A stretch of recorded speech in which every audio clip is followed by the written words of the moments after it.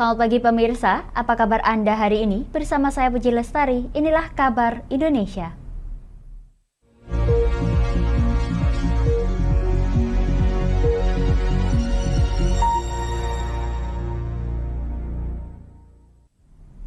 Pemirsa, seorang pria asal Surabaya berinisial YR yang diduga teroris ditangkap aparat Detasmen Khusus 88 Anti Teror di Kedung Kandang, Kota Malang, Jawa Timur.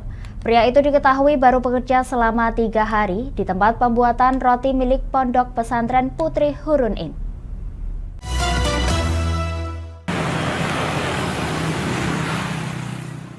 Aparat Detasemen Khusus 88 Anti Teror Polri diduga telah menangkap seorang pria terkait terorisme berinisial YR di kawasan Kota Lama, Kedung Kandang, Kota Malang, Jawa Timur. Pria berusia 48 tahun yang diketahui sebagai warga Surabaya itu tinggal di lingkungan Pondok Pesantren Tahfidzul Quran Putri Hurun In di Jalan Labu, Bumi Ayu, Kedung Kandang. Berdasarkan informasi dari Ketua RT 1 RW 4 Kelurahan Bumi Ayu Miftahul Huda, YR baru 3 hari tinggal di Kota Malang dan bekerja di toko roti milik pengasuh Ponpes Putri Hurun In.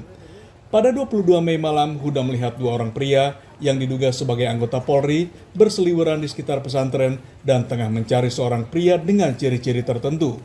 Namun pada keesokan malamnya, dia mendapat kabar bahwa pria yang tengah dicari tersebut sudah tertangkap. Sebelum pada petangnya, sejumlah anggota Polri menggeledah tempat tinggal YR yang bersebelahan dengan tempat kerjanya. Setelah membawa sejumlah barang, polisi menemui pimpinan pesantren.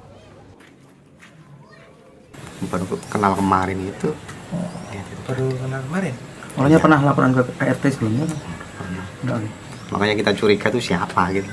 Maksudnya sejauh ini saya sebagai ketua RT nggak pernah melihat hal-hal yang mencurigakan gitu. Alhamdulillah tidak sih.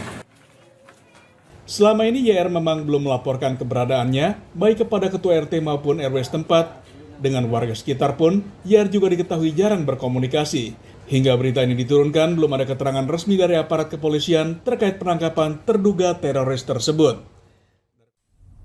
Pemirsa, Direktorat Reserse Kriminal Khusus Polda Jawa Tengah mengungkap tindak pidana penggelapan dana proyek pembangunan gedung rumah sakit Yayasan Pembinaan Universitas Muria Kudus dengan kerugian mencapai 24 miliar rupiah. Dari pengungkapan ini, polisi menangkap 3 orang tersangka. 2 orang tersangka merupakan pengurus yayasan dan seorang tersangka dari pihak eksternal yayasan yang berperan sebagai perencana.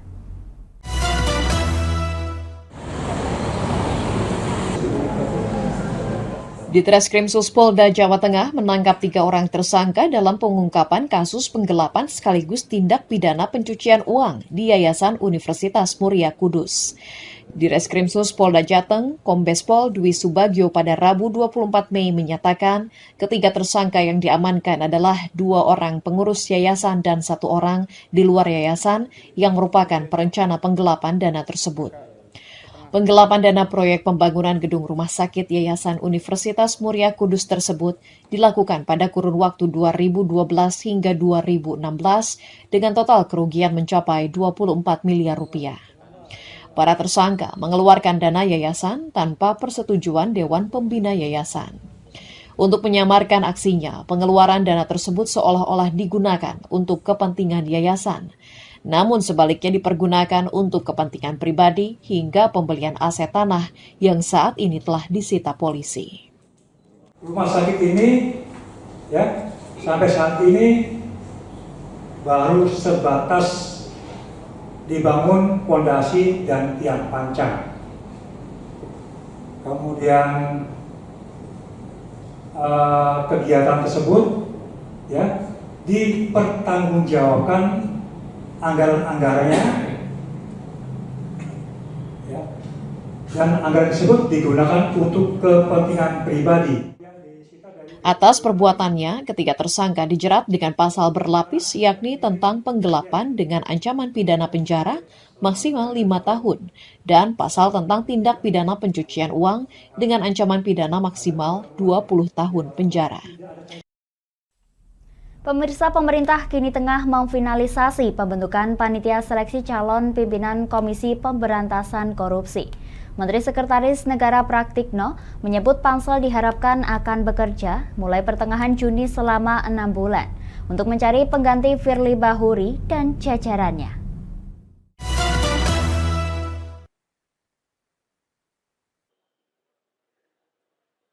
Pemerintah tengah menggodok panitia seleksi calon pimpinan Komisi Pemberantasan Korupsi. Mereka nantinya akan memilih 5 orang pimpinan KPK jilid ke-6 untuk bertugas memimpin lembaga anti korupsi tersebut di periode 2023 hingga 2027.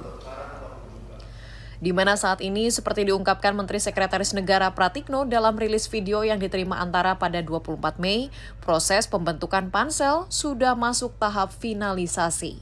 Mereka diharapkan sudah mulai bekerja sebelum pertengahan bulan Juni mendatang. Dengan begitu, pansel akan memiliki waktu yang cukup untuk mencari pimpinan KPK baru selambat-lambatnya pada bulan Desember mendatang. Masih ada waktu 6 bulan lah untuk proses seleksi. Sebagaimana pengalaman seleksi pejabat publik selama ini, 6 bulan itu waktu yang cukup untuk menemukan putra-putri terbaik. Ya. Sesuai Undang-Undang KPK, masa jabatan para pimpinan berlaku selama 4 tahun. Dengan demikian, Firly Bahuri dan jajaran pimpinan KPK saat ini yang dilantik pada 20 Desember 2019 silam akan purna tugas pada tanggal yang sama di tahun ini. Kami akan jeda sejenak pemirsa, tetap bersama kami di Kabar Indonesia.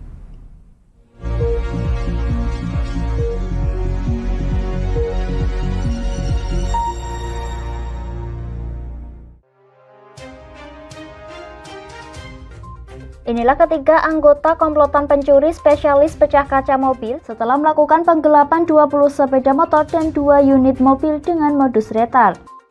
Merangkum semua peristiwa sebagai berita yang penuh fakta. Bersama Puji Lestari, saksikan Jateng hari ini setiap Senin hingga Sabtu jam 4 sore hanya di Lingkar TV.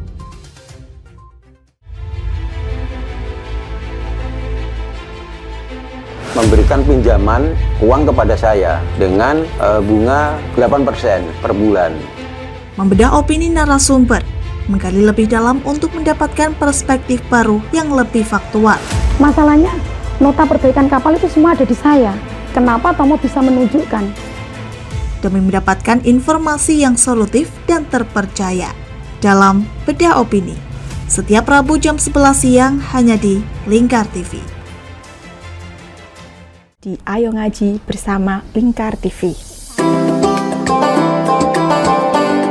Hadir setiap hari Senin sampai dengan Sabtu, jam 17.30 sampai jam 7 malam. Ngomong hari ini harus, seperti itu. Anda akan ditemani Ustadz-Ustadzah untuk belajar huruf-huruf hijaiyah dan ilmu Al-Quran. Saksikan terus Ayo Ngaji hanya di Lingkar TV.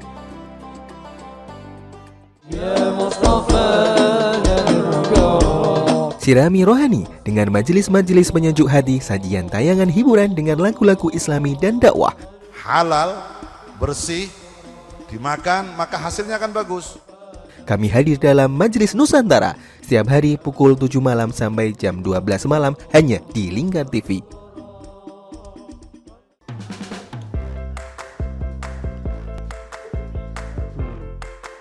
Petualangan yang menarik sang pencinta kuliner. Mantap rasanya pemirsa. Menikmati setiap makanan yang lezat dan mantap saat dihidangkan. Semua hadir di Wayang Kulineran setiap hari Minggu jam 11 siang hanya di Lingkar TV.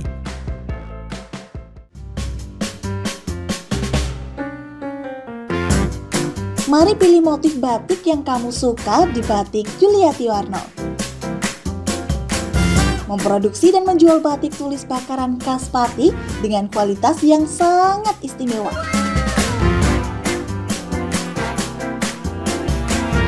Cocok buat oleh-oleh, seserahan, bahkan untuk baju nikahan loh. Menyediakan berbagai motif mulai dari batik klasik sampai batik modern. Ayo borong segera Batik Juliati Warno. Anda bisa melihat proses produksi batik secara langsung di rumah produksi kami loh. Alamatnya ada di Desa Langenharjo, RT 7 RW 3, Jalan Juwana Tayu, Kilometer 3, Kecamatan Juwana, Kabupaten Pati, Jawa Tengah. Atau Anda bisa menghubungi nomor telepon kami di 081 326 693 300. Hayo, datang dan pilih motifmu segera. Ane wis golek baten ngono kuwi njur aspal kon. Lapangan diemplok. Semen ya didahar. Memberi hiburan malam Anda yang dikemas dalam budaya Jawa, nguri-nguri budaya, hadir setiap hari jam 00.30 sampai jam 3 dini hari hanya di Lingkar TV.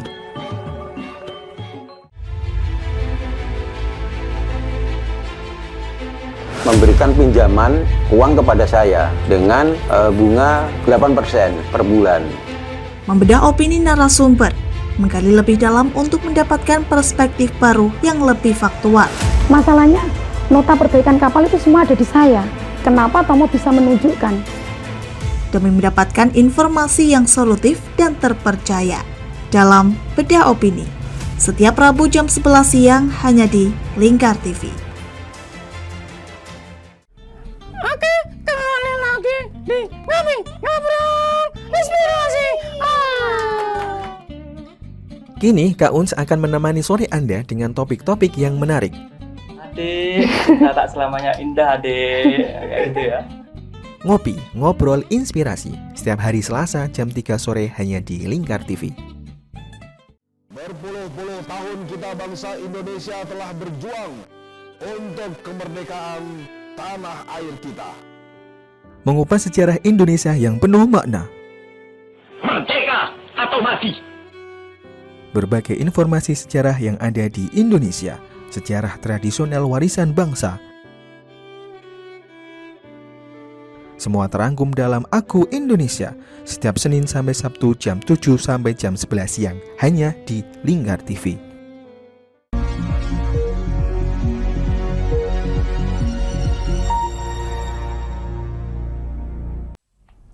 Pemirsa, Pemprov NTB memetakan titik persoalan yang mengakibatkan naiknya harga telur di pasaran. Dari semula Rp45.000 per papan, kini menjadi Rp56.000. Sehingga melalui koordinasi bersama pihak terkait, Pemprov NTB mendorong Badan Pangan Nasional atau Bapanas untuk mendistribusikan subsidi pangan ternak sebagai upaya pengendalian harga pasar.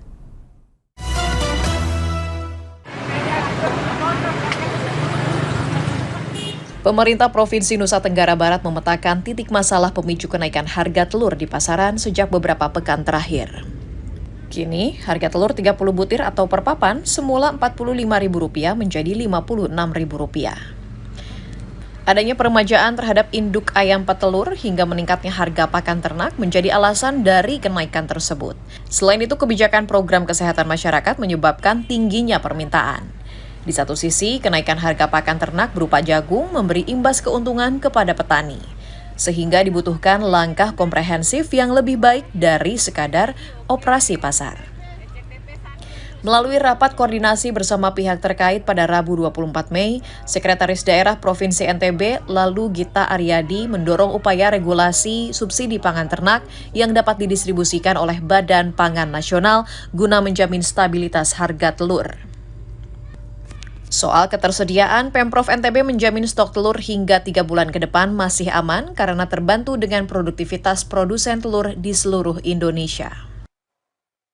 Ya, makanya dari NTB juga termasuk mendorong pengambilan kebijakan seperti yang kita usulkan itu percepatan intervensi Badan Pangan Nasional, kebijakannya untuk memberi mengamankan pembelian harga pakan pada tingkat produsen telur dan daging itu. Soal ketersediaan, Pemprov NTB menjamin stok telur hingga 3 bulan ke depan masih aman karena terbantu dengan produktivitas produsen telur di seluruh daerah. Pemirsa, pemerintah Kota Madiun menerapkan elektrik retribusi atau e-retribusi bagi seluruh pedagang yang berjualan di 18 pasar. Hal tersebut dilakukan untuk menghindari adanya kebocoran pendapatan asli daerah dari sektor retribusi penghuni pasar.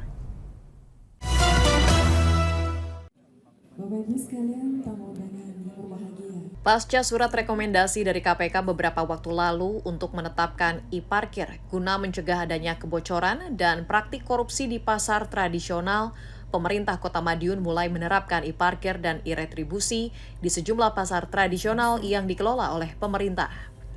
Saat ini Pasar Sleko dan Pasar Besar Madiun yang mulai menerapkan e-parkir. Sedangkan untuk penerapan e-retribusi telah ditetapkan di 18 pasar tradisional yang ada di wilayah Kota Madiun. Wali Kota Madiun Maidi pada Rabu 24 Mei mengatakan penerapan e-retribusi juga memudahkan pengawasan dan penyerapan pendapatan asli daerah. Yang e-retribusi, e-parkir itu sudah kewajiban pemerintah daerah. Karena untuk optimalisasi pendapatan, biar optimalisasi, biar tidak terjadi kebocoran. Kalau pakai itu sudah sulit untuk bocor, karena apa? Sudah tidak ada transaksi cash. Penerapan e-parkir dan e-retribusi di sejumlah pasar Kota Madiun ini merupakan kali pertama. Diharapkan sistem ini mampu memerangi kebocoran pendapatan asli daerah maupun praktik korupsi. Kami akan jeda sejenak pemirsa, tetap bersama kami di Kabar Indonesia.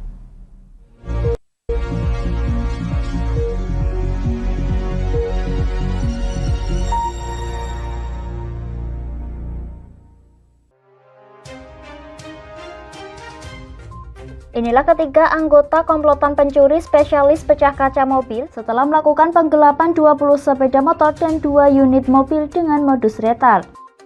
Merangkum semua peristiwa sebagai berita yang penuh fakta. Bersama Puji Lestari, saksikan Jateng hari ini setiap Senin hingga Sabtu jam 4 sore hanya di Lingkar TV.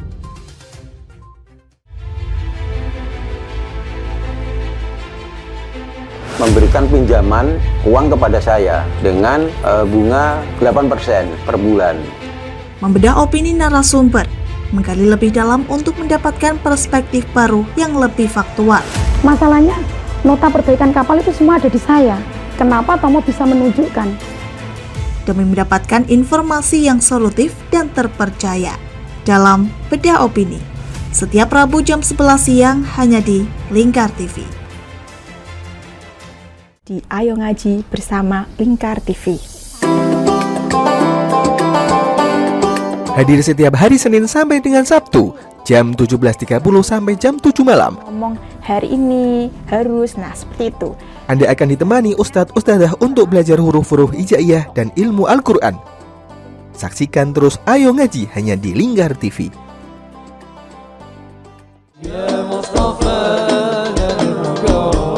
Sirami rohani dengan majelis-majelis penyejuk hati, sajian tayangan hiburan dengan lagu-lagu Islami dan dakwah. Halal, bersih, dimakan, maka hasilnya akan bagus.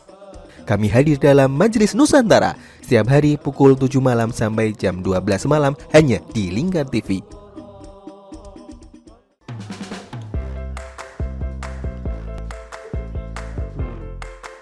Petualangan yang menarik sang pencinta kuliner. Mantul tetap mantap rasanya pemirsa. Menikmati setiap makanan yang lezat dan mantap saat dihidangkan. Semua hadir di Wayang Kulineran setiap hari Minggu jam 11 siang hanya di Lingkar TV.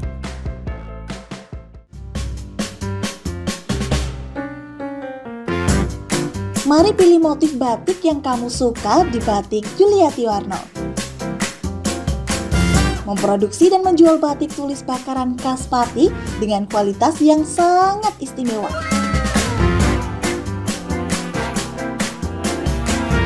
Cocok buat oleh-oleh, seserahan, bahkan untuk baju nikahan loh. Menyediakan berbagai motif mulai dari batik klasik sampai batik modern. Ayo borong segera Batik Yuliati Warno. Anda bisa melihat proses produksi batik secara langsung di rumah produksi kami loh. Alamatnya ada di Desa Langenharjo, RT 7 RW 3, Jalan Juwana Tayub, Kilometer 3, Kecamatan Juwana, Kabupaten Pati, Jawa Tengah. Atau Anda bisa menghubungi nomor telepon kami di 081 326 693 300. Ayo datang dan pilih motifmu segera. Ane wis golek baten ngono kuwi njur aspal kon. Lapangan diemplok. Semen ya didahar. Memberi hiburan malam Anda yang dikemas dalam budaya Jawa. Nguri-nguri budaya hadir setiap hari jam 00.30 sampai jam 3 dini hari hanya di Lingkar TV.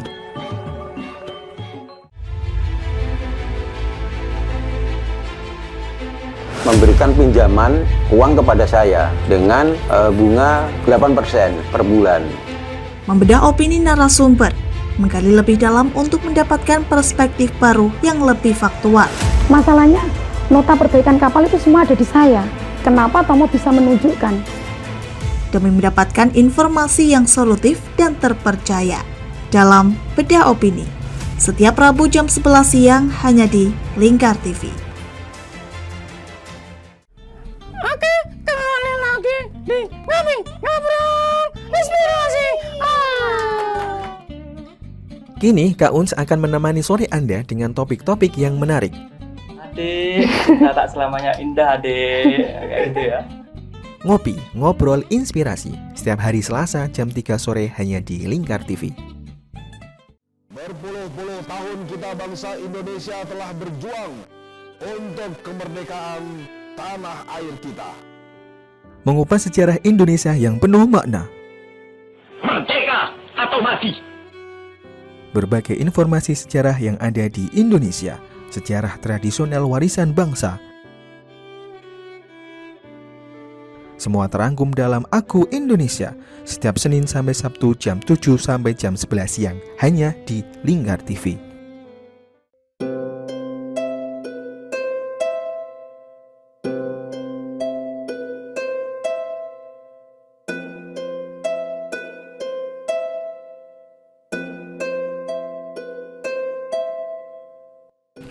Wah iki yo siaran TV apik temenan. Filme cocok karo suasanane. Elah. Lah bro ngene iki awan-awan kok. Iki lho nonton TV, Kang. Wah, kenal nedan kowe wong genang delok HP kok delok TV piye? Wah, kurang update kowe iki, Kang. Lho, maksudnya piye kok ngarane kurang update itu? Iki lho delok aku nonton TV tenan. Apa kira nonton HP? Wong delok HP ngono kenal nedan apa iki. Iki lho delok siarane.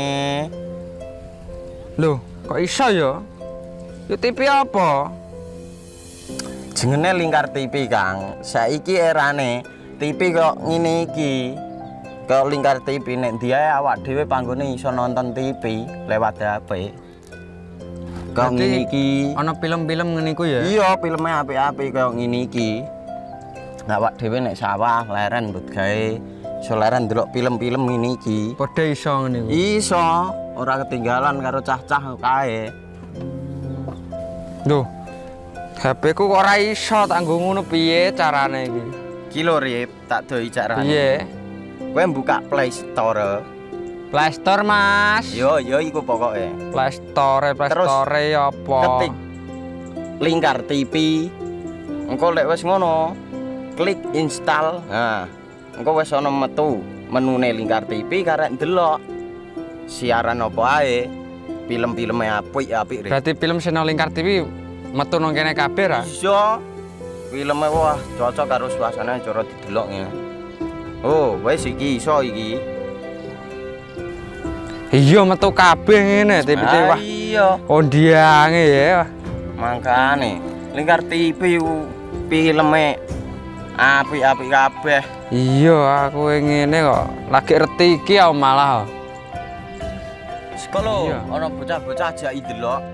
Heeh, ben seru nang kene ya, kawan. Wabek.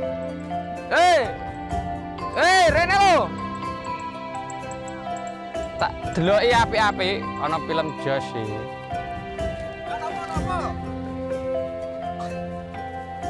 Rene go, Rene. Oh iki lho tak deloki film nang Lingkar TV. Solutif dan terpercaya.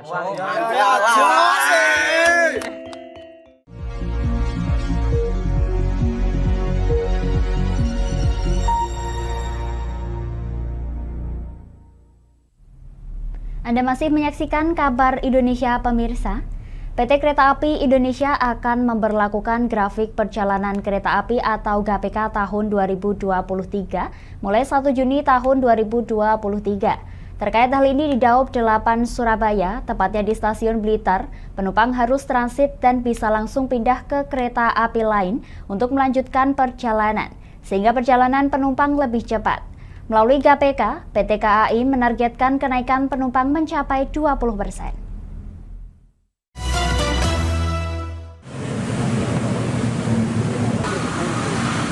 PT Kereta Api Indonesia terus meningkatkan pelayanan melalui program grafik perjalanan kereta api atau GPK yang mulai berlaku pada 1 Juni mendatang. Dari program ini, beberapa jadwal perjalanan kereta api berangkat lebih awal beberapa menit dan sejumlah perjalanan penumpang dipercepat. Vice President Corporate Secretary PT KAI Komuter, Ernie Silviani Purba pada Rabu 24 Mei mengatakan, di Daob 8 Surabaya perjalanan penumpang di Stasiun Blitar nantinya akan menjadi stasiun transit kereta api komuter. Rencananya akan ada 2 perjalanan kereta api lokal yaitu relasi Blitar ke Surabaya lewat Malang dan dari Blitar ke Surabaya lewat Kertosono dengan kereta api Penataran Doho. Yang awalnya kami harus menunggu di stasiun Blitar 1 jam, walaupun tidak berpindah kereta, tetapi dengan berpindah kereta, kami bisa mereduce ataupun memotong, sehingga waktu tunggunya hanya 15-20 menit. Jadi mudah-mudahan ini menjadi peningkatan pelayanan, dengan tarif yang masih sama, tidak ada berubah walaupun pindah kereta. Dari layanan ini, pihak KAI menargetkan peningkatan jumlah penumpang hingga 20%, selain itu penumpang dapat memotong waktu tempuh perjalanan hingga 40 menit. Dari yang sebelumnya penumpang harus menunggu hingga 1 jam. Pemirsa, Papua Youth Creative Hub menggelar Festival Kopi Papua Coffee Expo 2023 sebagai ajang untuk memperkenalkan cita rasa kopi Papua kepada masyarakat yang lebih luas. Festival ini juga diharapkan bisa membantu mempopulerkan kopi Papua hingga ke mancanegara. Dan juga ekonomi kreatif Bapak Sandiaga. Kopi Papua untuk Indonesia dan dunia. Itulah tema diusung dalam Coffee Expo 2023 dalam pameran yang digagas Papua Youth Creative Hub di Jayapura, Rabu 24 Mei. Sebanyak 38 UMKM dari Bumi Cendrawasih itu turut berpartisipasi. Pelaksana Harian Gubernur Papua Muhammad Ridwan Rumasukun mengatakan, kopi merupakan komoditi unggulan tanah Papua yang harus semakin dipopulerkan lewat pameran seperti ini. Ini adalah awal yang baik untuk anak-anak Papua menunjukkan jati dirinya bahwa mereka juga bisa melakukan event yang besar, terutama komoditi unggulan kita di tanah Papua yang beraneka ragam dan ini harus diketahui oleh publik. Ketua Panitia Pameran Lita Numberi mengatakan festival yang mempertemukan petani kopi dan pelaku usaha ini diharapkan menjadi pondasi mengembangkan kopi Papua agar semakin dikenal dan dinikmati hingga ke mancanegara. Ini bertujuan untuk mempromosikan atau menampilkan kopi Papua dari hulu sampai hingga ke hilir. Kopi Papua bukan hanya terjual di Indonesia, tapi juga sampai ke dunia. Selain itu, pemerintah Provinsi Papua menunjukkan dukungan terhadap UMKM dengan memboyong pelaku usaha kopi ke Milan Expo pada September mendatang. Demikian Kabar Indonesia pemirsa. Nantikan Kabar Indonesia selanjutnya hanya di Lingkar TV. Saya Puji Lestari dan seluruh kru yang bertugas pamit dari hadapan Anda. Selamat pagi dan sampai jumpa.